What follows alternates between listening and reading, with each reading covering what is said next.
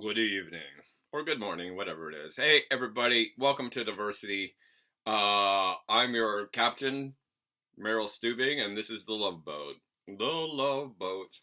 And today's adventure is brought to you by the Mango Cafe. The Mango Cafe, which is my favorite cafe on an island where I get to spend my summers teaching in an anthropology program called Isla Mujeres in Mexico in the Caribbean. It's a tough word if you can get it.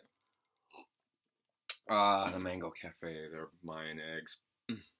Anyway, we are going to be talking about a really hot topic in this lecture video, something that you might have heard of before, something called intersectionality. Being intersectional or talking about intersectionality has kind of become all the rage among people who do diversity. I just finished doing a 3-hour training on intersectionality for federal workers. We will not be here for 3 hours in this video. I'm going to give it to you short and sweet. And I think we already sort of have the background information to kind of understand this that I have to sort of spend some time on when I'm doing my trainings. But if we remember our pyramid of hate and we talk about the stuff that's at the top, the genocide, neo-Nazis and that stuff, but we're really kind of focusing on the level at the bottom. So we've been talking about implicit bias, we've been talking about microaggression, and understanding intersectionality is really important because there's a lot of people who have intersectional identities who feel they have to keep their mouth shut or they have to suppress their identity and they can't be fully who they are. So this discussion about intersectionality is really about what we might call disaggregating the data. Sociologists love to say, well, on average, 75% of people who do this will experience that, but that often leaves out the 25% of other people who don't fit the norm, socially constructed norm. We got to do the air quotes. Or we talk about, 90% of Americans, speak 2 or more languages. What about people that speak 7 languages? Like, there's all these people that don't sort of fit into the pie chart who get left out of these conversations, who might not be the typical case, but their voices and their experiences of trauma are really important. So if we truly want to be inclusive, if we truly want to practice equity, getting everybody to the table who needs to be to the table, we have to understand this concept of intersectionality, because we lose a lot of people by ignoring it, and we're really good at ignoring it. So we're going to get into this, and the question here is sort of a classic sociological question, which is, are you a unique individual, unlike anything in the earth, like a snowflake? Or are you the member of a group and you have the characteristics of that group that you're a member of? This is sort of very micro versus macro focus. The reality is a little bit of both, right? You've got some things that make you unique, but you also got some things that are part of a group that you're attributed to, whether it's your race or your region or your ethnic identity or your gender presentation. I mean, all these sort of things that we could talk about, and we will talk about as we go forward in this class. This is just sort of an introduction to intersectionality, but we're going to be injecting this notion of intersectional identities throughout the rest of our discussion here in Sociology 213. So let me give you a kind of textbooky definition of intersectionality. This is like straight out of some textbook somewhere. Intersectionality is an analytic framework which attempts to identify how interlocking systems of power impact those who are most marginalized in society. An analytic framework, so it gives us the ability to think about things, and is about people who are experiencing oppression and how those oppressions interlock. And so let me sort of give you a little bit of the roots behind this notion of intersectionality. It really emerged from the feminist movement in the late 1960s and early 1970s. And the feminist movement, what we call the second wave feminist movement, right? The first wave feminist movement was women fighting for the right to vote 100 years ago. And the second wave feminist movement was the movement for social equality that focused on issues like the right to work and get paid, the right to work and paid and not be sexually harassed, the right to not be treated like a sex object, the right to be free from sexual violence. I mean, these were some of the core issues, the right to not be objectified. And there was a book that kind of kicked off the modern second wave feminist movement called The Feminine Mystique by Betty Friedan, came out in the early 60s. And Friedan was a upper middle class woman who went and she became a kind of journalist. She went actually and got a job, and this is a day in a time when the upper middle class women who went to college for mainly one reason: to find a husband. Because the goal was, for women in the 1950s, you find a husband, you change your name to his, and you move into his house, and you have his babies, and you find domestic bliss, having dinner on the table at 6 p.m. when he gets home from work, and making sure all the kids are, perfect. And Friedan went out and got a job as a journalist. She was a labor union journalist, and she went to her college reunion, and she went back, after 5 years. Fifth year college reunion is the only one you really need to go to. And was talking to all these women she went to college with. She went out and got a job, and they all got married. And this is something people said even when I was in college. You would ask a female, what's your major? And she might say, I'm pre-wed. I'm getting my MRS degree. There's still some of that going on to this day. So she was talking to all these housewives, these, in the late 1950s, and kind of after a couple drinks, they all admitted, they've got it all. The white picket fence, the 2.5 kids, the husband with the good job, and the corporate ladder, and they were miserable. They were miserable. They were taking Valium and drinking, and because who were they? Right? They were no longer their own person. They were just this appendage to a man. They were Mrs. Joe Blow. And their identity completely was supplanted or, subservient to this male identity. And so she wrote this book called The Feminine Mystique, about how all these women are suffering, and kicked off the modern feminist movement. My mom read it and was like, that's about me. I need to get the hell out of here. And so there were a lot of women who said, wait a second, I'm a person, right? I'm a person. So instead of just getting married and being the dishwasher, I'm going to go find my life. And maybe I'll stay married, but have a job.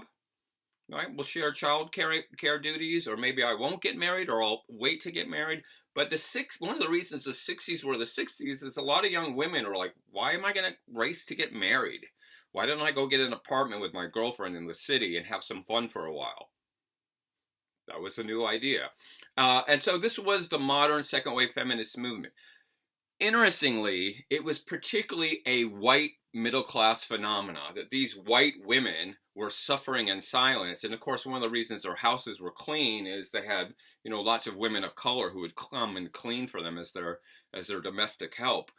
But the feminist movement emerged kind of as a white middle class female feminist movement. There's this great Black feminist named Bell Hooks, her writing is so inspiring. So much of her stuff is like life-changing. Bell Hooks.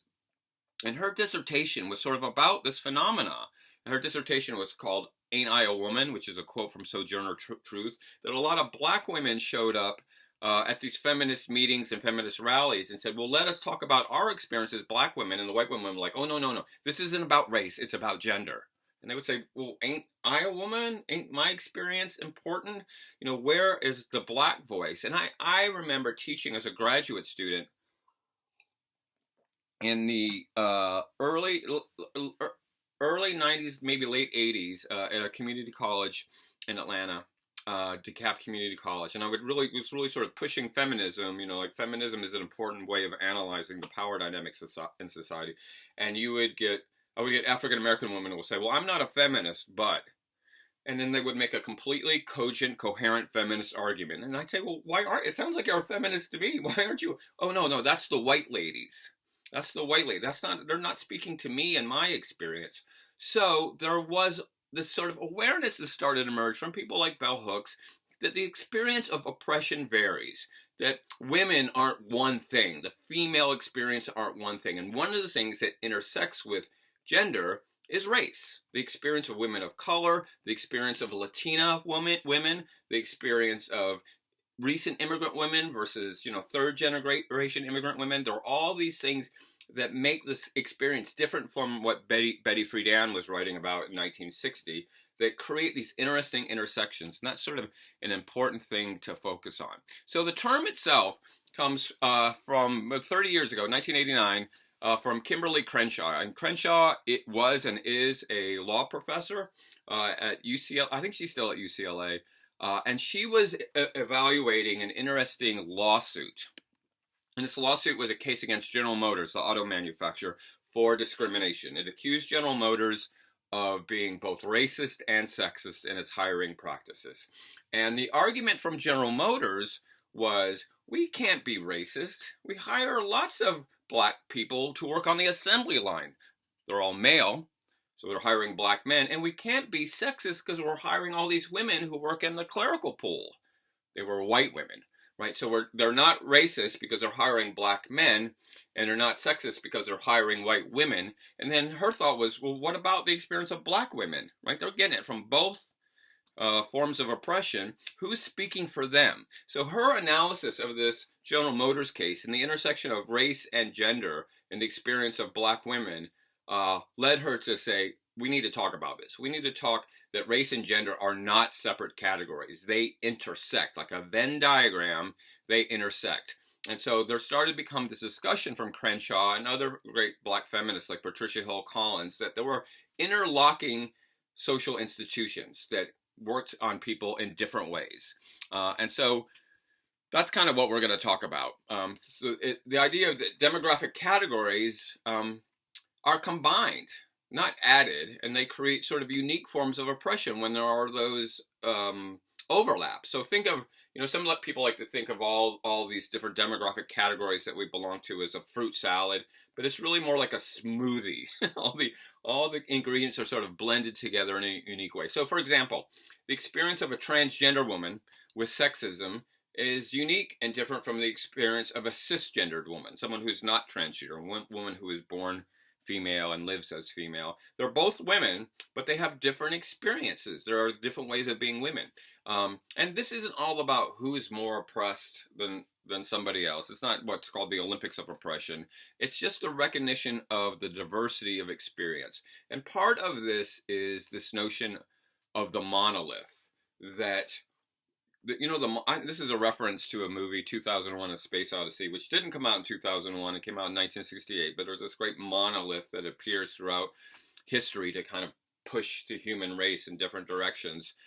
So the idea of something being monolithic means it's sort of all encompassing. And I'll give you a really good example of how we think of, first of all, we think of gender as monolithic. All women experience the world this way. And in fact, when we bring in these intersections like race and class and sexual orientation, the experience of a straight woman and the experience of a gay woman are different, right? Those are two interlocking forms of oppression that change the notion of being a female and being gay, but being a female and gay is also a unique experience. But when I think of the monolith, this one of the things I think is so curious in America is how we talk about Asian people, the Asians, right? The Asians are this broad category. Well, Asians probably feel, like Asians are one thing. Like, there's billions and billions of people there. I mean, we could talk about all the diversity just within China, but then you got Filipinos and Japanese, Northern Japanese and Samoans and people from India and Pakistan and Myanmar and like all these all Asian people, Mongolians.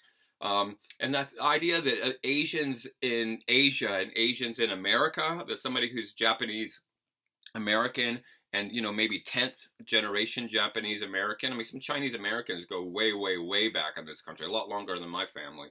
So the idea that sort of Asian is one thing is monolithic.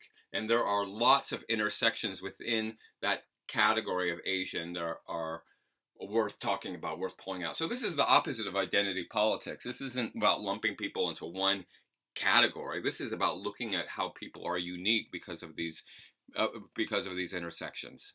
And so, we often think about these like Venn diagrams. I'm going to sort of pop up an image of a Venn diagram for intersectionality of all these sort of different categories that intersect. And where those circles that you're looking at kind of run into each other, there are different things going on. That's kind of the goal. So we think about how intersectional we are. The big circles, the big parts of our intersections that we think about are our race, racial identity, our gender, and our social class. Like being a poor white person and being a rich white person are very different white experiences. They are dramatically different. So it's hard to talk about white people as a monolithic because a poor white person and a rich white person, even though they both have an element of white privilege, are going to live dramatically different experiences with their whiteness.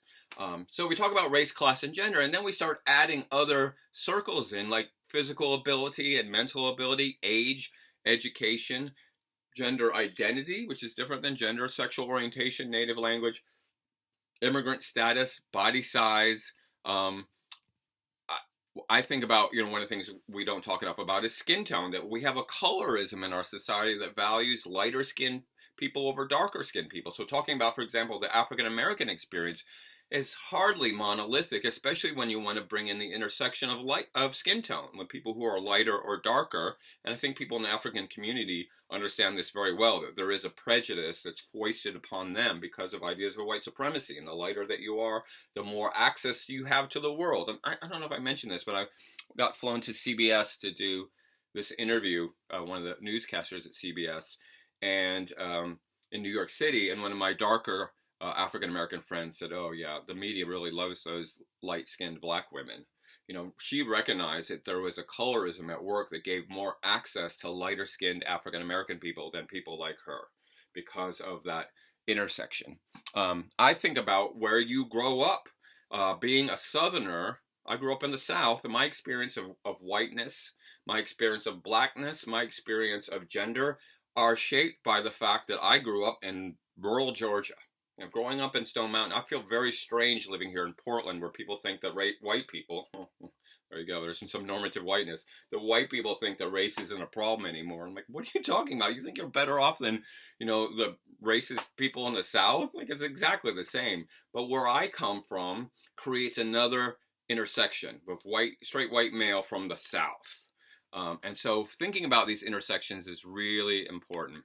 Okay, and then, and I'm going to include some links here that I use in my trainings that might help with understanding sort of these intersections. But the way to think about it, and this is one of the training exercises I do in my trainings, is I have people draw a diagram where they take their three dominant ideas they think about themselves. So it's usually race, gender, ethnicity, or class, and draw a diagram about how they fit together, and what are the ways that there are those overlaps. What do you notice unique about those overlaps, about being a female with a disability, or being a lesbian who's an immigrant, right? There are all these sort of interesting intersections that we talk about. All right, again, a lot of the stuff we're going to get into, so I'm just going to talk about briefly, because we're, as an example of this, some of the vectors of oppression that we get into. And I think in a way this conversation goes back to our conversation about how different people are affected differently by the COVID-19 crisis. There's a real intersection at work there, because homeless people, HIV people, African American people, Latino people, Latinx people, are experiencing this crisis differently than people like me, who have, a job that allows me to work from home and not worry too much about things. I'm not on the front line like people who are working in fast food, or people who are working in healthcare, or people who are working in plaid pantries, right? I mean, I'd be really anxious to know where you all, if you're lucky enough to be working, where you're working, and how that's being impacted by this crisis. That's an intersection right there. We're going to be talking about a bunch of different intersectionalities, especially about race and class and disability, which is something I really want to get into. But I want to talk a little bit about gender, because the great help in allowing us to understand what intersectionality is all about comes from something called queer theory. And queer theory emerges in the recognition that a lot of the feminist pedagogy and the feminist literature and the feminist scholarship and the feminist activism was about straight women, and it was leaving queer women out. It was leaving lesbian and bisexual and transgender and other gendered and sexual orientation identity women out of the feminist movement. What is a drag queen doing at a feminist rally? So in the 1980s, a great writer named Judith Butler wrote a book called Gender Trouble. That's the name of it. Gender Trouble. I used to assign it to my theory students. That really sort of challenged us to think in non-binary terms. So here we are talking about the binary. And so one of the things that gender theory draws from is the important significance of drag queens. Drag queens. I don't know if you've ever been to Darcel's show in Portland. It's really great. Maybe you know an old friend of mine named RuPaul, who's been quite successful doing drag. And when you go to a drag show, what you will see is men dressed as women. Well, how do we know that they're women? Right? They're wearing the costume of femininity in this day and age, in the modern era, not in like the 14th century. You know, they're dressed like Cher, and they're doing a performance of femininity. They are performing gender. And Butler's point in this book is that all gender is performance. We perform masculinity, we perform femininity, and we do it in different ways at different times. I mean, RuPaul has a great quote that I love, which is, we're all born naked and the rest is drag. We're all born naked and the rest is drag. We're all doing drag right now. We're all doing some performance of gender. And it resists calculation, meaning, you know, it doesn't fit into a nice box. This is maleness and this is femaleness. I mean, if you think about the masculinity associated with working class men, I'm a lumberjack and I'm okay. It's very different than the masculinity associated with super wealthy men who, you know, drink tea with their pinkies up and talk about stocks and would be horrified at, you know, what you would see at a tractor pull or a rodeo. Like, they would never do that. That's not their masculinity. Their masculinity is counting money and, you know, how many people work for them. So when we think about how we identify as gender, with gender, when someone is walking down the street towards you that you don't know, how do you know if they're male or female? Right? You're looking for signifiers. You're looking for their hair, you're looking for their skin, you're looking for, you know, maybe the clothes that they're wearing, the jewelry that they're wearing. I mean, how do you really know? I mean, you don't know. And so you are not your category. And so what queer theory helped us to do, and this is something we talk so much about now, is allow us to see that these categories that are supposed to be ironclad categories are in fact fluid. They are fluid, and that we alternate in the world with a lot of fluidity. So in the old days when you went out on a Saturday night, right, you may dress up, cowboy up or femme out, or, you know, differently than you dress on a Monday morning or a Sunday morning. Like, you doll up, you know, if you're a female performing femininity, or you macho up. I don't know what that's, macho man, right? I mean, you kind of play that role. I mean, think about how guys puff up their chest. And we'll talk about this because a lot of my research is about guys who puff up their chest. And so how do you perform gender? And what queer theory is really helping us to do is to resist the binary. Resist the binary. That, you know, we have this sort of either or category. And we've talked about this so much in our class so far. We talk about this idea of you're either a 0 or a 1. You're on one side of the line or you're on the other side of the line. And obviously maleness and femaleness is not one side or the other. There's a lot of fluidity, and I know as I get older, the notion of performing maleness seems less and less important to me. There was a moment in my life when I was like 16, I think. I remember that's why I wanted Ronald Reagan to be president, because he was like the cowboy and he was going to go beat the commies. And I think that's appeal for Trump for a lot of people. He's this sort of old school masculinity. I mean, the guy is such a snowflake. He's so, you say anything rude to him and he like melts down. So he's not exactly the most macho guy in the world, but he performs it quite well, right? He does this performance. But we know that maleness and femaleness are so fluid, and they change over time. They change from culture to culture, and they are far from binary. I mean, I love telling the story of my dad, you know, hit 70 years old, and he's like, "Randy, I have something to tell you." I'm like, "Oh God, here it comes." I love romantic comedies. That was my dad coming out to me that he loved. He watched some Jennifer Lopez movies and thought it was okay to like the types of movies that are supposed to be for women. I'm like, Dad, it's perfectly okay. I like romantic comedies too. It's all right. You know, he was breaking away from the binary. But there's also binaries about wealth and poverty. You know, you're either poor or rich. People move back and forth a lot in our culture, especially right now. You got a lot of people who were healthy middle-class individuals 2 months ago and are on food stamps now, right? So there is a lot of fluidity there. The notion between old and young. What is old anymore? You know, I'm 56 years old. When I was 16, I thought 56 was elderly. I don't really feel that elderly. I feel pretty much as dumb as I was when I was 16. Well, I've learned a few things along the way. The binary that I always think is important to break through is the notion of liberal and conservative. You know, we talk about America being red states and blue states, and you know, we're all purple. I mean, you could be conservative one minute, and then you see like a Jennifer Lopez movie, and you become liberal, and then you see, you know, hear Rush Limbaugh on the radio, and you become, you know, I mean, people just go back and forth. There's so many people. This is the thing a lot of people refuse to accept. There's a lot of people that voted for Donald Trump who also voted for Barack Obama. Right? What category are those people in?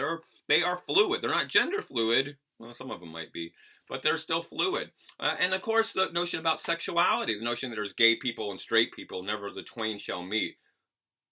There's a lot of freakiness out there. Straight people are a little, I don't know. I don't know if you've ever been on Craigslist. Straight people, leave that one alone. And so there is this fluidity that's out there. And so she really talked about how we break down the concept of gender and the complexity of gender. And so we talk about sort of these measures of the way we think about gender. You know, when we see somebody walking down the street and the complexity of it. This is all about complexity. The opposite of the binary is complexity. And so we talk about these categories, the way we think of gender. So first of all, the first thing that comes to mind when we talk about gender is sex. You know, what your sexual designation is, your sex at birth, what it says on your birth certificate, male or female. That's it, right? Everything else after that is added on. Even that is not binary. There are more than two categories. We know now that about 1 in 1,000 live births are people who we would call intersexed, who we used to call hermaphrodites, that have elements of both genitals. And usually how that's written by a doctor is, you know, you have a baby born, and the first thing you notice is that it's got a penis and a vagina, so that's wrong. And it's a defect and has to be fixed, right? That's the sort of traditional way of thinking. So the easiest way to fix it is chop off the penis and say, here's your healthy baby girl. And those people later on realize that they were denied something of their identity because somebody made a split-second decision when they were born and removed, you know, part of their identity. And so there is a lot more intersex awareness out there. So even if we start at biological sex, it's complex. If 1 in 1,000 is a lot of people, a lot of babies are intersex. Then there's gender identity, right? The way that you think of yourselves. There are some people that are what we would call cisgender, that are, you know, assigned male or assigned female at birth, and in their mind they are male and female, and that is the norm. But if we want to disaggregate that data, there's a whole chunk of people that their idea of their gendered self is different than their biological gender. So these are what we would call transgender people, people who are born in male bodies who feel that they are female and express and believe that they're female, and people that are born in male bodies, and people that are born in female bodies that, you know, are in their hearts and souls are not. And so some of those people keep it on the down low and never express it and kind of have the, you know, the trauma of not being their true selves. And there are other people that are on varying stages of transition. And we've seen some success stories in the last few years, but it's still a big issue. So gender, sex at birth, and gender identity. And then there's gender presentation based on the models of what's the ideal masculine and an ideal feminine. And I used to use these, you know, images of John Wayne and Marilyn Monroe as John Wayne the ideal male and Marilyn Monroe the ideal female, but I don't think anybody knows who those people are anymore. But just sort of what's the male model and the female model? How do you present yourselves? Because there's a lot of women who prefer to dress butch. My wife wears combat boots. She is a Doc Martin wearing badass. She's got some heels, but she's most comfortable in, you know, very tough, badass clothes. And I don't know if it's meant to frighten me, but you know, I'm cool with it. And there are a lot of men who dress in a more feminine style or express in a more feminine style. I mean, in the 80s, oh God, I'm gonna have to pop up in the image. You know, I used to dye my hair blonde, long, you know, my heavy metal face, and wear blouses like Axl Rose. I was in this like heavy metal phase where I would go to Goodwill and I'd go straight to the women's section to find the most flouncy blouse because that was like metal. And I would walk down the street and people, guys in trucks would see this blonde in a blouse walking down the street and they'd be like, "Hey, baby," and I turn around away from me like, oh, they'd be so confused. So like, do I need to come out? And then of course, speaking of, so you have your sex at birth, assigned sex, your gender identity, who you think you are, your gender presentation, and your sexual attraction, who you're attracted to. And again, it's not either or, right? There's lots of in between. Lots of people who are bisexual or experiment on one side or the other, or they have like, well, I'm straight, but I do have one. There is one person that I would go for of my sex or something. Everybody's sort of allowed to have that. You're allowed to have at least that one. And so, there is all this sort of complexity to when we think of gender. So we often use this image of Gumby, and some of you may have seen this, the gender Gumby. The gender Gumby, and I don't know if anybody knows Gumby, but it's sort of like a cartoon character in the 60s and 70s, and Gumby is kind of genderless and flexible, so they picked gender Gumby, and then the Gumby people sued them and won't let them do it anymore, so I think it's like the gingerbread person. But the idea of gender Gumby is you have sort of these axes, and I'll put this up on the screen where you can see it, of assigned sex, gender identity, gender presentation, and sexual orientation. And you can plot where you are on that to show the fluidity of that, because you can plot it today where you are, and it's never a straight line. Like if you are biologically male and think of yourself as male and are super 100% John Wayne Butch and are attracted to women, then all of a sudden it zags over to the other side. So very rarely do you get a straight line. But also you may chart yourself differently on the gender Gumby tomorrow or on Monday morning or some other point in the day. And so when we start looking at the fluidity of gender and then we add things like your ethnic orientation, how do Latino males tie into this?